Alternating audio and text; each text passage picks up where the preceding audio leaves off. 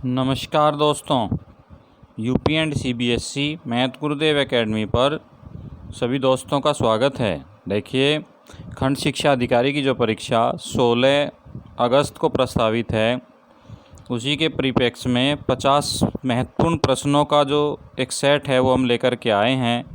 ये practice set परीक्षा की दृष्टि से बहुत ही महत्वपूर्ण है। देखिए दोस्तों, यदि आप हमारे चैनल पर नए हैं तो आप हमारे चैनल को लाइक और सब्सक्राइब करना न भूलें। आइए क्वेश्चन नंबर 1 पर चलते हैं। पानीपत के युद्ध में बाबर के जीतने का मुख्य कारण क्या था? ए. उसकी घुड़सवार सेना, बी. उसकी सैन्य कुशलता, सी. तुलगमा पद्धति और डी. अफगानों की आपसी फूट। तो इसका राइट आंसर है वो है सी, तुलगमा पद्धति। यानी ये जो तुलगमा पद्धति थी, इसमें क्या था? इसमें जो है तोपखाना एवं कुशल सेनापतित्व था, जिसको क्या कहा जाता था? तुलगमा पद्धति कहा जाता था। आइए नेक्स्ट क्वेश्चन पर चलते हैं। दो अस्पा सी अस्पा प्रथा किसके द्वारा शुरू की थी? यानी कि दो अस्पा और सी अस्पा जो प्रथा थी वो किसने शुरू की थी? तो देखिए, अकबर ने, जहांगीर ने, शाहजहां ने और औरंगजेब ने। तो इसका जो राइट आंसर है वो क्या हो जाएगा? जहांगीर। क्या हो जाएगा? जहांगीर। दो अस्पा और सी अस्पा जो प्रथा थी वो जहांगीर के द्वारा शुरू की गई थी। नेक्स्ट क्वेश्चन देखिए, क्वेश्चन नंबर 47। सल्तनत काल के सिक्के टंका, ससगानी एवं जीतल किन धातुओं के बने होते थे? ए. चांदी तांबा, बी. सोना चांदी तांबा, सी. चांदी जस्ता तांबा और डी. सोना जस्ता तांबा। तो सल्तनत काल के जो सिक्के होते थे वो किस चीज़ के बने होते थे दोस्तों? तो इसका जो राइट ऑप्शन हो जाएगा वो ए हो जाएगा, चांदी और तांबा। किसके बने होते थे? चांदी और तांबा के बने हुए होते थे। नेक्स्ट क्वेश्चन देखिए, ईंटों से बने रंगाई के कुंड या होज कहाँ पाए गए हैं?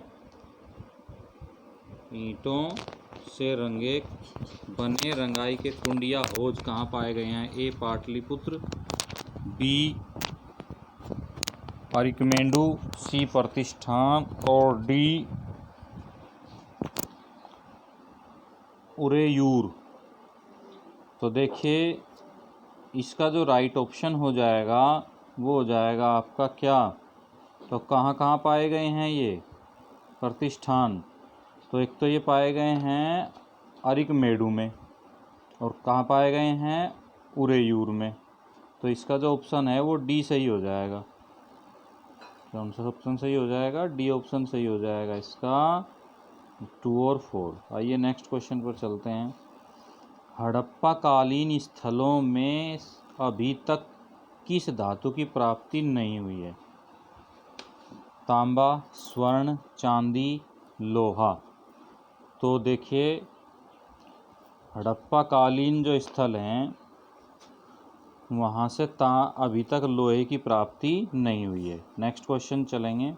देखिए, चोल मंदिरों में निम्न में से कौन सी उनकी प्रमुख विशेषता है? ए. मंडप, बी. शिखर, सी. विमान और डी. गोपुरम। तो चोल मंदिर जो थे, चोल मंदिरों में जो उनकी प्रमुख विशेषता थी वो क्या थी? विमान। क्या थी उनकी प्रमुख विशेषता? विमान थी। तो इसका सी ऑप्शन सही हो जाएगा। आइए नेक्स्ट क्वेश्चन पर चलते हैं। कथन है ये और ये कारण है। देखिए, गांधार कला शैली पर यूनानी प्रभाव के चिन्ह हैं। कारण क्या है? उस कला से हीनयान का रूप प्रभावित हुआ। तो ए है, ए और आर दोनों सही हैं। आर ए का सही स्पष्टीकरण है, जबकि बी है, ए और आर दोनों सही हैं परंतु आर ए का सही स्पष्टीकरण नहीं है। और सी है, ए सही है किंतु आर गलत है। और डी में है, ए गलत है किंतु आर सही है। तो इसका जो राइट ऑप्शन हो जाएगा सी हो जाएगा। क्या हो जाएगा? सी। ए सही है किंतु आर गलत है। तो ए क्या है? गांधार कला शैली पर यूनानी प्रभाव के चिन्ह हैं, ये केवल सही है। और आर जो कथन है इसका वो गलत है। नेक्स्ट क्वेश्चन पर चलिए। देखिए नेक्स्ट क्वेश्चन है, दक्षिणी गोलार्ध में सबसे बड़ा दिन कब होता है? दक्षिणी गोलार्ध में सबसे बड़ा दिन कब होता है? तो इसका जो राइट ऑप्शन हो जाएगा वो हो जाएगा बी, 22 दिसंबर को। कब हो जाएगा? 22 दिसंबर को। नेक्स्ट क्वेश्चन पर चलिए, क्वेश्चन नंबर 53 है, यूरोप को संयुक्त राज्य अमेरिका से कौन सा सागर या महासागर अलग करता है? तो यूरोप को संयुक्त राज्य अमेरिका से कौन सा महासागर अलग करता है? एटलांटिक महासागर। कौन सा करता है? एटलांटिक महासागर। आइए नेक्स्ट क्वेश्चन पर चलते हैं, नील नदी का उद्गम स्थल है। नील नदी का उद्गम स्थल है, तो नील नदी का जो उद्गम स्थल है, विक्टोरिया झील, चाड झील, आसाई झील, आयर झील। तो इसका ऑप्शन नंबर ए सही है, विक्टोरिया झील। नील नदी का उद्गम जो है विक्टोरिया झील से है। नेक्स्ट क्वेश्चन है, दामोदर नदी निकलती है तिब्बत से, छोटा नागपुर से, नैनीताल के पास से, सोमेश्वर पहाड़ी के पश्चिमी ढाल से। तो देखिए जो दामोदर नदी है वो छोटा नागपुर से निकलती है। कहाँ से निकलती है? छोटा नागपुर से। तो बी ऑप्शन इसका क्या हो जाएगा? सही हो जाएगा। नेक्स्ट क्वेश्चन पर चलिए दोस्तों, क्वेश्चन नंबर 56 है, हुंडरू जलप्रपात किस नदी पर निर्मित है? हुंडरू जलप्रपात, इंद्रावती, कावेरी, गोदावरी, स्वर्णरेखा। तो देखिए हुंडरू जो जलप्रपात है वो स्वर्णरेखा नदी पर निर्मित है, तो इसका जो ऑप्शन है वो सी सही हो जाएगा। नेक्स्ट क्वेश्चन देखिए, केसर का सबसे अधिक उत्पादन किस राज्य में होता है? ए हिमाचल प्रदेश, बी जम्मू कश्मीर, सी उत्तर प्रदेश, डी केरल। तो देखिए केसर का जो सबसे अधिक उत्पादन है वो कहाँ पर होता है? जम्मू कश्मीर में होता है, तो इसका जो राइट ऑप्शन हो जाएगा वो क्या हो जाएगा? बी। आइए नेक्स्ट क्वेश्चन पर चलते हैं। देखिए शिवालिक शैल समूह के दक्षिण में भाबर क्षेत्र उदाहरण है, मध्यभूमि स्थिति का, बी अंतरा पर्वतीय स्थिति का, सी गिरिपद स्थिति का, डी अन्य समुद्री स्थिति का। तो देखिए शैवालिक जो शैल समूह है ये दक्षिण में भाबर क्षेत्र में किसका उदाहरण है? गिरिपद स्थिति का। किसका उदाहरण है ये? गिरिपद स्थिति का। आइए नेक्स्ट क्वेश्चन पर चलते हैं, किसने पाटलिपुत्र को पोलीब्रोथा कहा? Megasthenes, Strabo, Plutarch, Arrian. तो इसका जो राइट ऑप्शन हो जाएगा वो हो जाएगा ए, पाटलिपुत्र को पोलीब्रोथा जो है वो मेगास्थनीज ने कहा था। नेक्स्ट क्वेश्चन देखिए, डीजल लोकोमोटिव कारखाना कहाँ पर स्थित है? चितरंजन, वाराणसी, पेरम्बलुर, कपूरथला। तो चितरंजन जो हमारा लोकोमोटिव कारखाना है वो कहाँ पर है? वाराणसी में। कहाँ पर स्थित है? वाराणसी में है। नेक्स्ट क्वेश्चन देखिए, निम्नलिखित में से कौन सा महाद्वीप क्षेत्रफल के अनुसार सबसे बड़ा है? यूरोप, अफ्रीका, उत्तर अमेरिका, दक्षिण अमेरिका। तो इसका जो राइट ऑप्शन हो जाएगा वो हो जाएगा बी, अफ्रीका। तो क्षेत्रफल की दृष्टि से जो अफ्रीका महाद्वीप है वो सबसे बड़ा महाद्वीप है। आइए नेक्स्ट क्वेश्चन पर चलते हैं, तुंगभद्रा नदी परियोजना किस राज्य में स्थित है? तुंगभद्रा नदी परियोजना आंध्रा में, महाराष्ट्र में, उत्तर प्रदेश में, कर्नाटक में। तो इसका जो राइट ऑप्शन हो जाएगा वो क्या हो जाएगा? कर्नाटक। तो तुंगभद्रा नदी परियोजना जो है वो कर्नाटक राज्य में स्थित है। आइए नेक्स्ट क्वेश्चन देखते हैं, पेरियार गेम अभ्यारण्य प्रसिद्ध है शेरों के लिए, चित्तीदार हिरण के लिए, बाघों के लिए, जंगली हाथियों के लिए। तो पेरियार जो गेम अभ्यारण्य है दोस्तों वो जंगली हाथियों के लिए प्रसिद्ध है। किसके लिए प्रसिद्ध है? जंगली हाथियों के लिए। आइए नेक्स्ट क्वेश्चन पर चलते हैं, निम्नलिखित युग्मों में से कौन सा एक सही सुमेलित है? Biosphere reserve, Edward Suess, ecosystem, एपीडी कंडोल, इकोलॉजी, एजी टॉन्सले और जैव विविधता रिचर। तो देखिए जो इसमें राइट ऑप्शन है वो क्या हो जाएगा? ए हो जाएगा, बायोस्फीयर रिजर्व जो है वो एडवर्ड सुएस। आइए नेक्स्ट क्वेश्चन पर चलते हैं, पंपास है तो पंपास जो है वो एक घास के मैदान होते हैं दोस्तों, और ये जो घास के मैदान है पंपास वो कहाँ पाए जाते हैं? अर्जेंटीना में पाए जाते हैं। कहाँ पाए जाते हैं? अर्जेंटीना में पाए जाते हैं। तो डी ऑप्शन इसका सही हो जाएगा। आइए नेक्स्ट क्वेश्चन पर चलते हैं। क्वेश्चन नंबर 66 है, एक कल्याणकारी राज्य के निर्देशक आदर्श वर्णित हैं। तो कल्याणकारी राज्य के जो निर्देशक आदर्श हैं वो नीति निर्देशक तत्वों में शामिल हैं दोस्तों। तो इसका राइट ऑप्शन सही हो जाएगा, राज्य के नीति निर्देशक तत्वों में, यानी वेलफेयर स्टेट की जो अवधारणा है वो नीति निर्देशक तत्वों में दी गई है। आइए क्वेश्चन नंबर नेक्स्ट पे चलते हैं। लोकसभा के स्पीकर का निर्वाचन होता है संसद के सभी सदस्यों द्वारा, और नीति निर्देशक जो तत्व हैं देखिए वो 36 से 51 के तक हैं, और भाग कौन से में नीति निर्देशक तत्व? भाग 4 में। आइए नेक्स्ट क्वेश्चन पर चलते हैं। लोकसभा के स्पीकर का निर्वाचन होता है संसद के सभी सदस्यों द्वारा, प्रत्यक्ष रूप से जनता द्वारा, लोकसभा के सभी सदस्यों द्वारा, लोकसभा में बहुमत दल के सदस्यों के द्वारा। तो लोकसभा के जो स्पीकर का निर्वाचन होता है वो लोकसभा के सभी सदस्यों के द्वारा किया जाता है। इसका राइट ऑप्शन क्या हो जाएगा? सी। नेक्स्ट क्वेश्चन पर चलिए। पंचायती राज विषय है समवर्ती सूची पर, केंद्र की सूची पर, राज्य की सूची पर, शेषाधिकार की सूची पर। तो इसका जो राइट ऑप्शन हो जाएगा दोस्तों वो क्या हो जाएगा? सी हो जाएगा, क्योंकि पंचायती राज जो विषय है वो राज्य सूची का विषय है। आइए नेक्स्ट क्वेश्चन पर चलते हैं। संघीय लोक सेवा आयोग की नियुक्ति कौन करता है? ए संसद, बी राष्ट्रपति, सी भारत के मुख्य न्यायाधीश, और डी प्रवर समिति। तो देखिए संघ लोक सेवा आयोग की जो नियुक्ति है वो किसके द्वारा की जाती है? राष्ट्रपति के द्वारा। किसके द्वारा की जाती है?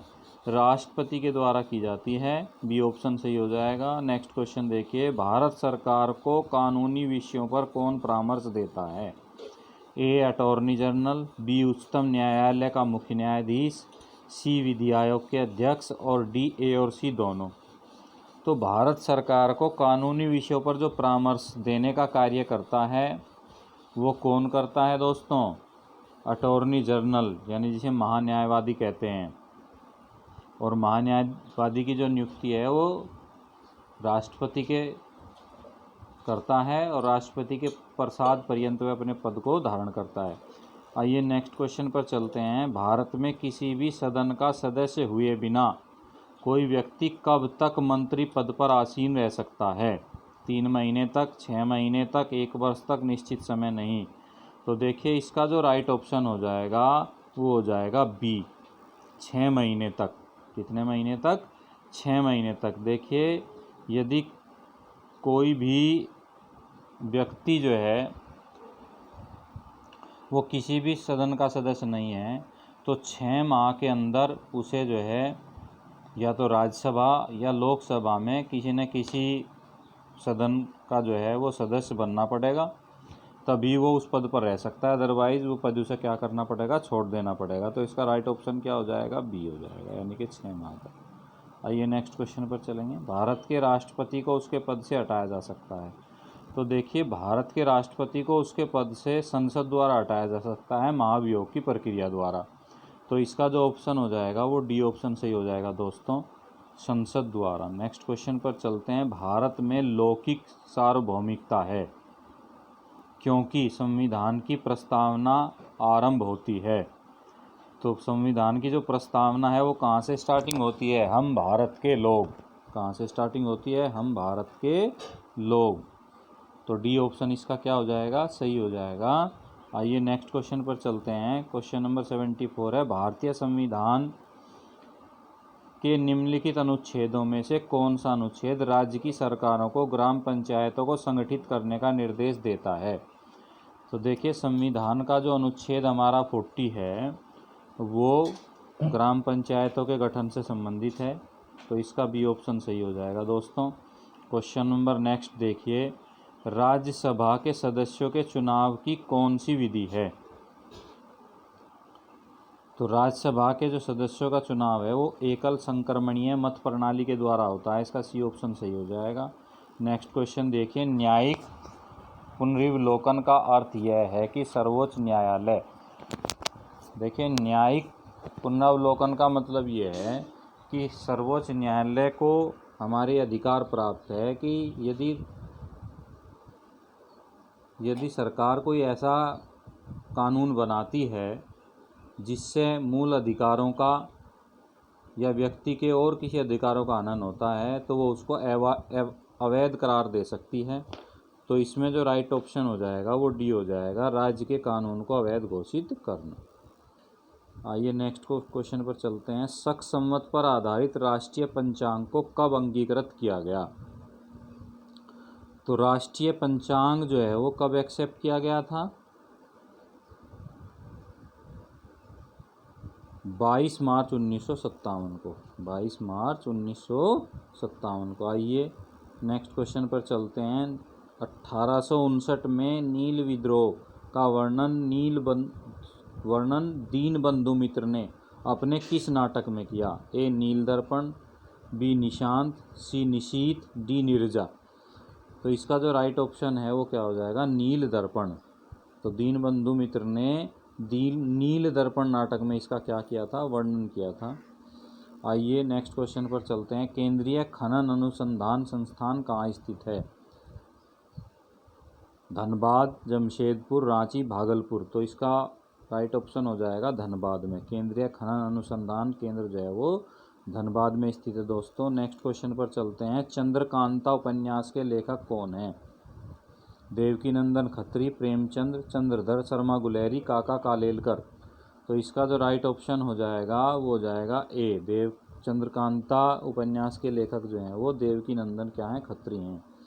नेक्स्ट क्वेश्चन देखिए। निम्न घनत्व पॉलीथीन किसका उदाहरण है? तो साखित बहुलक का। किसका उदाहरण है ये? साखित बहुलक। डी ऑप्शन सही हो जाएगा। नेक्स्ट क्वेश्चन देखिए। क्रायोजेनिक्स किससे संबंधित विज्ञान है? उच्च तापमान से, निम्न तापमान से, घर्षण और टूट फूट से, क्रिस्टलों की वृद्धि से। तो ये जो क्रायोजेनिक्स है वो किससे संबंधित है? निम्न तापमान से। तो बी ऑप्शन इसका सही हो जाएगा। नेक्स्ट क्वेश्चन पर चलते हैं। गांधी जी का चंपारण सत्याग्रह किससे जुड़ा है? तो गांधी जी का जो चंपारण सत्याग्रह है वो किससे जुड़ा हुआ है? तिनकठिया से। किससे जुड़ा हुआ है? तिनकठिया। आइए नेक्स्ट क्वेश्चन पर चलते हैं। रेबीज किस सूक्ष्म जीव द्वारा फैलने वाला संक्रामक रोग है? विषाणु, जीवाणु, कवक, ए और बी दोनों। तो देखिए जो रेबीज है ये कुत्ते, बंदर, बिल्ली इनकी लार में पाया जाता है और ये वायरस संक्रमित रोग है, विषाणु संक्रमित रोग है। आइए नेक्स्ट क्वेश्चन पर चलते हैं। 1878 ईस्वी का वर्नाक्यूलर प्रेस एक्ट किससे ने रद्द कर दिया था? तो वर्नाक्यूलर प्रेस एक्ट जो है वो किसने रद्द किया था दोस्तों? लॉर्ड रिपन ने। किसने रद्द किया था? लॉर्ड रिपन ने। नेक्स्ट क्वेश्चन देखिए। यह किस अधिवेशन में होम रूल समर्थक अपनी राजनीतिक शक्ति का सफलतापूर्वक प्रदर्शन कर सके? तो इसका जो राइट ऑप्शन हो जाएगा पहला ही है ये, कांग्रेस का वर्ष 1916 का लखनऊ अधिवेशन। ये ऑप्शन सही हो जाएगा इसका। नेक्स्ट क्वेश्चन पर चलते हैं। अपनी किस कार्यकारिणी कमेटी में कांग्रेस ने भू स्वामित्व को समाप्त करने की नीति अपनाई? कार्यकारिणी कमेटी 1937, कार्यकारिणी कमेटी 1942, कार्यकारिणी कमेटी 1945, कार्यकारिणी कमेटी 1946। तो इसका जो राइट आंसर हो जाएगा वो ए हो जाएगा, कार्यकारिणी कमेटी 1937। नेक्स्ट क्वेश्चन पर चलते हैं। जलियांवाला बाग में निर्दोष लोगों पर गोलियां चलाने का आदेश किसने दिया था? तो किसने दिया था? जनरल डायर ने। आइए नेक्स्ट क्वेश्चन पर चलते हैं। वर्ष 1920 की खिलाफत कमेटी की सभा जिसने गांधी को असहयोग आंदोलन के नेतृत्व को संभालने का अनुरोध किया था वह किस शहर में हुई थी? तो खिलाफत कमेटी की जो सभा थी वो कब हुई थी? इलाहाबाद में। कब हुई थी? इलाहाबाद में हुई थी। आइए नेक्स्ट क्वेश्चन पर चलते हैं। अवध के एका आंदोलन का उद्देश्य क्या था? तो अवध का जो एका आंदोलन था वो लगान से जुड़ा हुआ था, यानी सरकार को लगान देना बंद कर दिया जाए, ये इसका उद्देश्य था। आइए नेक्स्ट क्वेश्चन पर चलते हैं। सत्याग्रह शब्द का निर्माण किसने किया था? महात्मा गांधी, अरविंदो घोष, रविंद्रनाथ टैगोर, राम मोहन राय।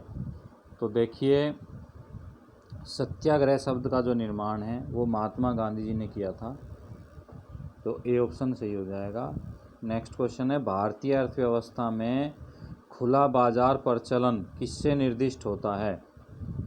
अनुसूचित बैंकों द्वारा आरबीआई से ऋण लेना, वाणिज्यिक बैंकों द्वारा उद्योग और व्यापार क्षेत्रों को ऋण देना, आरबीआई द्वारा सरकारी प्रतिभूतियों का क्रय और विक्रय, ए और बी दोनों। तो देखिए इसका जो राइट आंसर है, अर्थव्यवस्था में खुले बाजार प्रचलन से मतलब है आरबीआई द्वारा सरकारी प्रतिभूतियों का क्रय और विक्रय करना।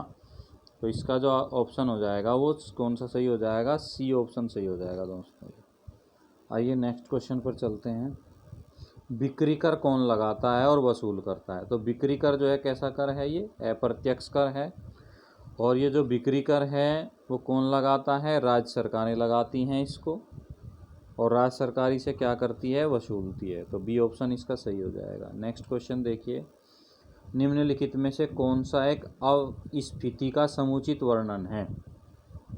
तो अविस्फीति का मतलब है कि वस्तुओं और रेखाओं की सामान्य कीमत स्तर में गिरावट, ये क्या कहलाती है? अविस्फीति कहलाती है, यानी कमी मूल्य में और इसमें कीमतों में कमी का मतलब है अविस्फीति। आइए नेक्स्ट क्वेश्चन है, भारत में नाबार्ड बैंक पुनः वित्त उपलब्ध नहीं कराता। तो नाबार्ड बैंक जो है वो कृषि क्षेत्र से जुड़ा बहुत ही बड़ा बैंक है। ये कृषि क्षेत्र में वित्त प्रदान करता है, लोन प्रदान करता है। और ये किसे नहीं देता जो है? ये पुनः वित्त आयात निर्यात बैंकों को। किसको नहीं देता? आयात निर्यात। नेक्स्ट क्वेश्चन चलिए, भारत में सर्वाधिक क्षारीय क्षेत्र पाया जाता है? बिहार, हरियाणा, पंजाब, उत्तर प्रदेश। तो इसका जो ऑप्शन हो जाएगा वो डी ऑप्शन से हो जाएगा, उत्तर प्रदेश। तो सर्वाधिक जो क्षारीय क्षेत्र है वो उत्तर प्रदेश में पाया जाता है।